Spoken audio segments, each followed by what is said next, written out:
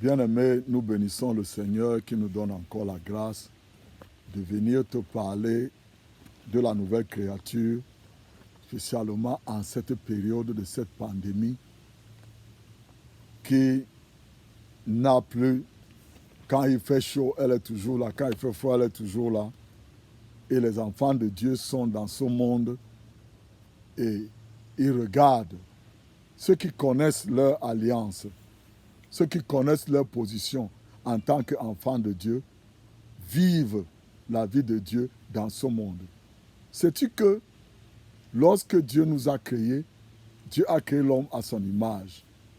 Mais l'homme, Adam était un homme et Dieu venait le visiter tous les soirs. Et à cause de toutes ces choses-là, Adam était indépendant, Dieu le visitait. Mais Adam était préoccupé par d'autres choses. Premièrement, il n'a pas pu bien communiquer avec sa femme.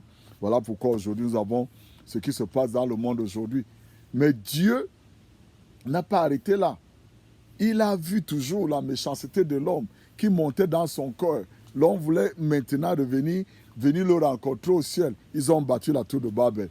Dieu a dit que non, je les confonds. Maintenant, parce que si je les laisse tous se mettre tous parlant la même langue, ils vont faire tout ce qu'ils vont méditer dans leur cœur, ils seront en mesure de le faire. Tu vois, tu peux le lire dans ta Bible. Et finalement, Dieu a donné, tu vois, quand tu regardes toutes ces choses-là, il s'est passé beaucoup de choses. Finalement, Dieu a donné Noah. Noah qui était le seul qui était parfait en son époque. Donc Dieu lui a donné. Mais finalement, qu'est-ce qui s'est passé? Noah était sourd, il a dormi. Quand il s'est réveillé, il a maudit son enfant. Donc tu vois, toutes ces choses-là, ce n'est pas pour ça que Dieu nous a appelés. Donc il a fallu que Dieu trouve encore quelqu'un d'autre. Voilà pourquoi il a trouvé Abraham. Et de Abraham, il a donné Israël, qui est Jacob. Et Jacob a eu un garçon qu'on appelait Judas. Parce que nous sommes, toi et moi, nous sommes chrétiens aujourd'hui à cause du lion de la tribu de Judas, qui est Jésus-Christ. Voilà pourquoi, de la parole de Dieu, quelque part, Paul disait, a expliqué ces choses-là. Donc tu vois, je parle aux gens qui connaissent la Bible et qui lisent la Bible. Souviens-toi, dans mon ministère, je ne te parle pas d'autre chose que de Jésus-Christ. Je te parle de ce que le Seigneur Jésus a fait pour toi. Et aujourd'hui, je voudrais te garantir que le Seigneur a fait de toi une nouvelle créature. Parce que la parole de Dieu dit ici, je vais te lire quelque chose de très important ici. Il dit, dans le livre de Jérémie, il dit, Jérémie 31, de 31 à 33, il dit, voici les jours viennent, dit l'Éternel, que je traiterai une nouvelle alliance avec la maison d'Israël et avec la maison de Juda. Non selon l'alliance que j'ai traitée avec leur père au jour où je les ai pris par la main pour les faire sortir du pays d'Égypte, laquelle alliance ils ont éfreinte. Et toutefois, je leur avais été pour un mari, dit l'Éternel. Car c'est ici l'alliance que je traiterai avec la maison d'Israël après ces jours-là, dit l'Éternel. Je mettrai ma loi au-dedans d'eux et j'écrirai dans leur cœur et je serai leur Dieu et ils seront mon peuple. Tu vois, et la parole de Dieu dit encore ici là que, ça c'est l'Ancien Testament. Bon, au Nouveau Testament, il dit, dans le livre de Hébreux, chapitre 8, verset 8, il dit, car en censurant les Juifs, Dieu leur dit, voici les jours viendront, dit le Seigneur, que je traiterai avec la maison d'Israël et la maison de Juda une nouvelle alliance. Donc nous vivons aujourd'hui sur cette nouvelle alliance, cette alliance qui permet que nous puissions être des nouvelles créatures. Voilà pourquoi j'ai toujours parlé de 2 Corinthiens, verset 17, 2 Corinthiens, chapitre 5, du verset 17 à 21, dans lequel le Seigneur te dit que quand tu es en Jésus-Christ, tu es une nouvelle créature. Les choses anciennes sont passées. Quelles sont les choses anciennes? Tout ce que tu as appris de notre grand-père Adam est passé. Tout ce que tu as appris de Noé est passé. Tout ce que tu as appris de ceux-là qui avaient pris la décision d'aller construire la tour de Babel est passé. tout ce que tu as reçu pour que tu puisses être sous la servitude du diable est passé. Pourquoi? Parce que maintenant, toutes les choses sont devenues nouvelles. Donc, il est très important, frères et sœurs, pour toi et moi, pour que nous puissions comprendre que notre identité ne dépend pas de nos œuvres. Je te le répète encore. Notre identité en tant que chrétien, parce que le christianisme, quand tu es chrétien, Dieu vit en toi. Jésus-Christ vit en toi. Et le Saint-Esprit est en toi pour te contrôler, pour te guider. Souviens-toi, au temps d'Adam, Dieu le visitait. Mais toi, Dieu est permanemment en toi. Je l'ai expliqué vendredi au service de la communion, une fois de plus, que Dieu est avec toi. C'est toi qui dois cultiver l'habitude de lui parler. Tu vois, une nouvelle créature parle tout le temps à Dieu. Tu vois, Dieu t'a donné toutes les bénédictions dans les lieux célestes. Dieu a ouvert de toi les yeux, les oreilles pour que tu comprennes. Voilà pourquoi si tu te rends compte, parfois il y a certaines choses. Quand tu as un problème, tu veux paniquer, ton cœur te donne la paix. Pourquoi? Parce que la parole de Dieu te dit dans ton cœur que non, calme-toi, tout va bien. Donc, frères et sœurs, Jésus est venu dans ce monde pour que tu puisses donc devenir cette nouvelle créature qui a Dieu dans son cœur. Qui a Dieu, c'est-à-dire que Dieu est donc en toi maintenant. Que ce soit les 10 commandements. Voilà pourquoi un vrai chrétien, celui qui est chrétien, qui écoute la voix du Saint-Esprit, qui est dirigé par le Saint-Esprit, ne peut pas aller voler. Il ne peut pas aller convoiter la femme de son frère. Il ne peut pas aller convoiter l'argent de l'église.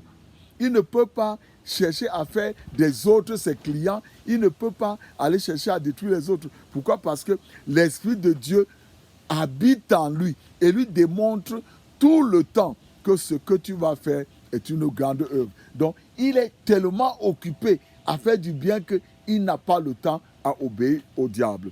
Voilà pourquoi tu vois, l'apôtre de Dieu quelque chose de très important dans l'évangile de Jean. Moi, j'aime beaucoup lire.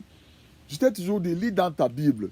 Tu vois, ne sois pas quelqu'un qui m'écoute seulement. Ne sois pas quelqu'un qui lit la Bible selon les yeux de ton pasteur, parce que ça va te détruire. Parce que ton pasteur, lui, il peut lire ça d'une autre manière, sous une influence de la colère, peut-être parce qu'un problème s'est passé dans sa maison, il vient à l'église, il commence à gronder tout le monde, et toi aussi tu vas aller chez toi, gronder ta femme. Non, tu vois, c'est un homme, pardonne-lui. Donc, l'apôtre de Dieu dit ici, très important, dans Jean 15, verset 26 à 27, j'ai pris la version, tout ce que je suis en train de lire aujourd'hui, je suis en train de lire dans la version Martin. L'apôtre de Dieu dit quelque chose de très important ici que, mais quand le consolateur sera venu, lequel je vous enverrai de la part de mon Père, à savoir l'esprit de vérité qui procède de mon Père, celui-là rendra témoignage de moi.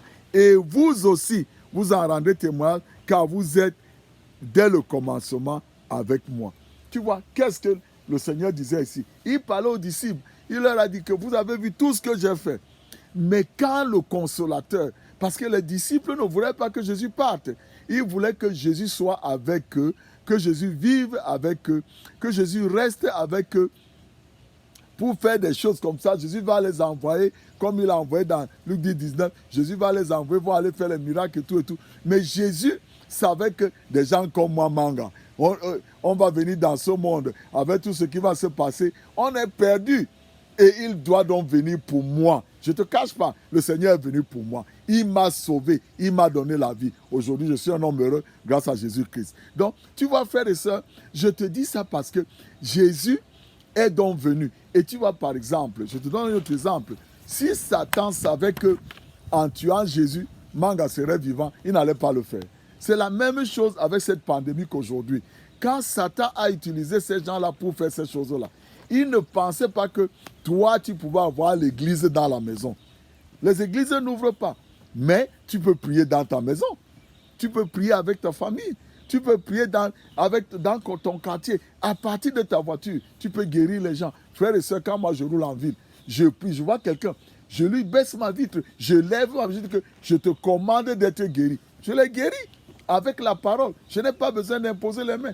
Il y a eu des moments où Jésus n'a pas imposé les mains aux gens. Il a utilisé sa parole. Et aujourd'hui, le Seigneur te dit que tu peux le faire. Tu peux le faire. Pourquoi? Parce que tu es en Jésus. Parce que le Saint-Esprit en toi t'apprend les choses que Dieu a déjà accomplies.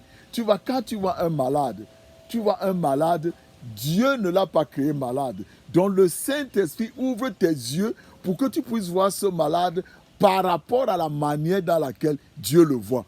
Donc voilà pourquoi, quand tu dis que je te commande d'être guéri, tu ne le vois pas malade, tu le vois déjà guéri. Parce que quand tu donnes cette parole, le Saint-Esprit s'en va maintenant en action et va travailler dans sa vie. Il peut ne pas être guéri là tout de suite, mais quand il va rentrer chez lui, il sera guéri. Donc, tu vas faire ça. Et dans les apôtres, Jésus disait que les apôtres, eux, ils étaient avec lui depuis le commencement. Donc, ils ont vu des choses qu'il a fait. Donc, quand le Saint-Esprit va venir, il va utiliser, il va donc faire des choses plus grandes que Jésus a fait quand il était avec eux. Donc, frère, tu vois, il est très important que toi et moi, nous puissions comprendre que nous, cette nouvelle identité qui fait de nous 2 Corinthiens 5, verset 17 à 21, cette identité qui fait de nous des ambassadeurs de Dieu dans ce monde.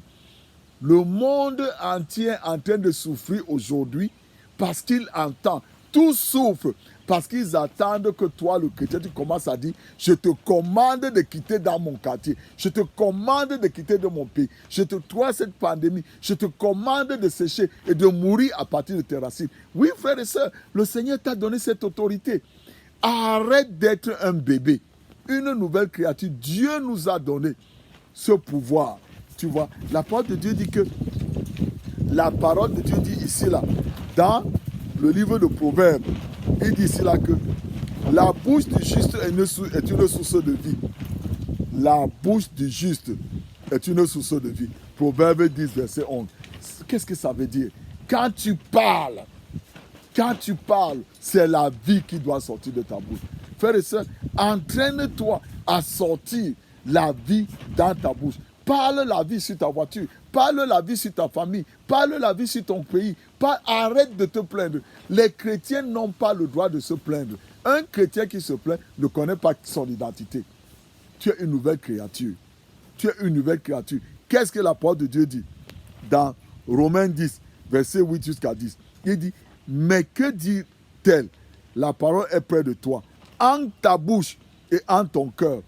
Or, c'est la parole de la foi, laquelle nous te prêchons.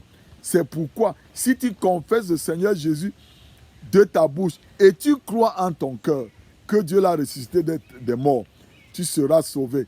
Car du cœur on croit à la justice et la bouche, et de bouche on fait la confession à salut. Pourquoi? La confession que tu fais, la déclaration que tu fais pour le salut, c'est pour le salut de l'humanité, le salut de ton voisinage, le salut de ta famille. Frères et sœurs, tu es une nouvelle créature. Dieu a fait de toi une nouvelle créature. Le Saint-Esprit habite en toi. Et comme le Saint-Esprit habite en toi, il te donne le pouvoir qui est dans ta bouche, et ta bouche est le fusil. Et la parole de Dieu est les munitions. La parole de Dieu dans ta bouche est la balle que tu dois tirer sur le problème, sur la difficulté. Parce que Jésus est venu pour te guérir. La pauvreté est une maladie. Jésus est devenu pauvre pour que tu deviennes riche. Donc, frère et sœur, il est très important que tu puisses comprendre ces choses.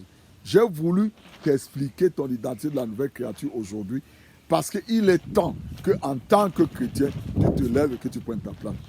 J'ai dit tout ceci à tous ceux-là qui ont accepté Jésus-Christ comme leur sauveur personnel. Mais si toi, tu n'as pas encore accepté le Seigneur Jésus comme ton sauveur personnel, tu es encore là, tu crois à tes choses et tout ça là, il est grand à Dieu le Seigneur Jésus. Je te remercie d'être venu dans ce monde. Je te remercie parce que j'abandonne tous mes péchés entre tes mains. Merci parce que tu m'as pardonné. Merci parce que ton sang me lave. Merci. À partir de maintenant, comme Dieu le Père t'a ressuscité d'entre les morts, je reçois ton esprit dans ma vie au nom de Jésus. Quand tu le fais, je prie que le Seigneur t'amène dans une église où on va t'apprendre à faire ce que Jésus-Christ a fait pour toi. Pas à t'apprendre d'autres choses, mais ce que Jésus a fait pour toi. Je prie que le Seigneur te bénisse. Je prie que sa lumière brille pour toi. Je te couvre avec le sang de Jésus, toi et ta famille. Et je commande à cette pandémie de ne pas te toucher. Je libère les anges de Dieu de te garder, de te protéger cette semaine au nom de Jésus. Que le Seigneur te bénisse.